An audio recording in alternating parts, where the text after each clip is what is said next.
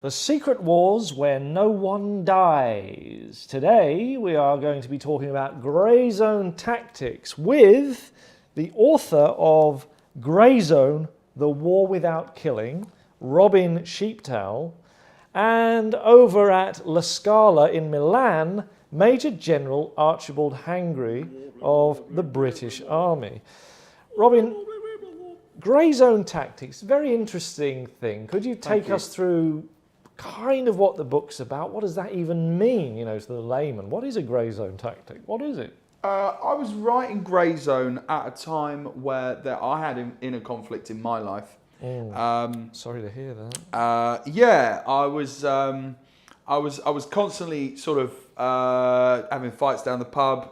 Me and my dad would have a lot of fights. My dad would always, reckons he could beat me in a fight. And anyway, I digress. I went on to learn about these countries that are not declaring war.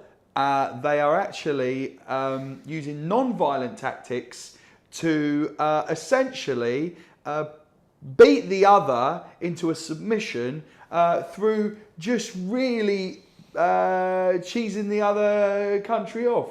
Right, okay. Yeah, non-violent tactics. Non-violent tactics. Now, Major General, could you take us through?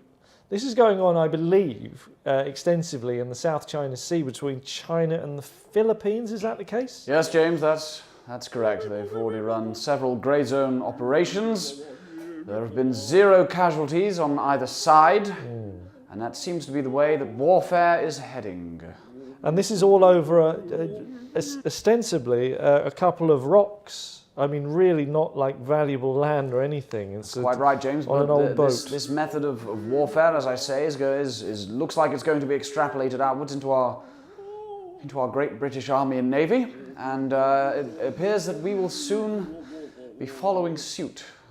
So, Robin, if you could take me through just a couple of the tactics. I understand instead of guns, they're using really quite old-fashioned water pistols, the kind of luminous, like the brightly coloured ones. Yeah, they're using water pistols. They will get a boat right up beside the other boat, and they will just squirt them with essentially like quite powerful super soakers. Super soakers. Yeah, really, that will get you wet. That will get you very wet. Very wet indeed. Which, as you know, when you're at sea, is very annoying. It's a hazard, isn't it? Yeah, you're slippy. It can get in your eye, and your clothes are wet, which is, as we know, annoying. Right, Major General, are there any other sort of weaponry that could be used? And also, I mean, what does this mean for all the money we spend on conventional weaponry, which, if this goes ahead, if this continues, if it advances, becomes obsolete? Yes, James. Yes, it does. Excuse me. Already, new recruits are not being trained in the art of firing weapons. Instead, they're running around with rubber truncheons. Rubber truncheons. Rubber truncheons. For a while, we were using sticks, but they were deemed to be too sharp, and people were complaining of splinters, and apparently that was too violent. So splinters are bad. Splinters, if you've had one, I don't know if you get have. a bad splinter. So rubber truncheons. Rubber truncheons, yes, although they're now being advised not to hit too hard with the truncheons, as they have been found to be quite adept at bruising the other young recruits, which is apparently not allowed in warfare anymore. No, not in that. I mean, bruising is a hazard that even. I mean, the grey zone has to be even greyer, really, to James. avoid. It's a pale grey. Yeah, pale grey. So I did 14 tours of Afghanistan. And what of like army surplus? I mean, you have your net zero requirements that you need to hit. Yes, we've had some very strict guidelines sent down to us from the government and the new government. The new government, indeed. Now you can't enter the Ministry of Defence without seeing what once was a powerful, masculine M16 operating as nothing more than a Then a hat stand. Hat stand. A hat stand, James. I mean, nobody even wears hats anymore, and yet there they are, in all their former glory diminished. Kind of a novelty item, I suppose. Yes, that's a perfect way of putting it, James. But no one's dying. I think it's brilliant. You know, that's exactly. I was always constantly, feeling like I had to prove my masculinity. But now I could do that without, a feeling like I have to kill a man. For one instance, I think somewhere they've got this idea that they're going to choose a champion of every country, right, and then make all of those champions just have a big wrestling match, and whoever wins won that war. They won the war. This is very interesting. But here, the question I have, James, for your esteemed guest in the studio there is, what about those of us who are already in the military? How are we now supposed to prove our masculinity? Now that our operational instruction to take life is being removed from us. I think you've got to just change lanes, mate. I think you've got to change lanes. For lanes. example, like, don't train people in like firing guns.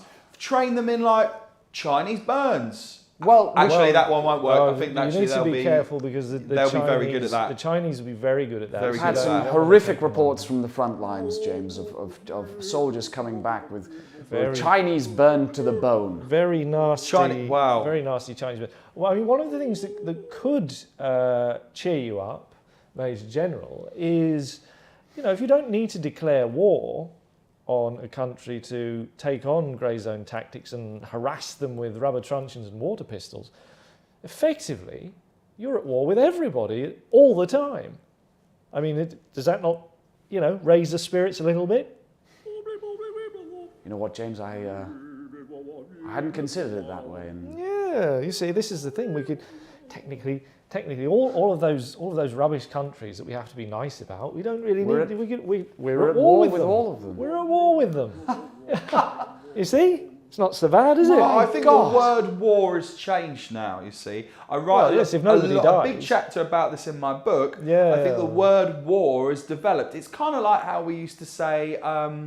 Words kind of evolved to us a little bit, and the word war now, really, it feels more like the word hug. No, don't you dare! Oh! Yeah, we're just having a big hug with Yeah, just a lovely hug in the South China Sea over some rocks. A big hug where sometimes I might shout at you very aggressively. I can't. Until you leave my waters. I can't listen to this, man. A watery hug. Listen to this. A watery hug involving a rubber truncheon is far better than mass death.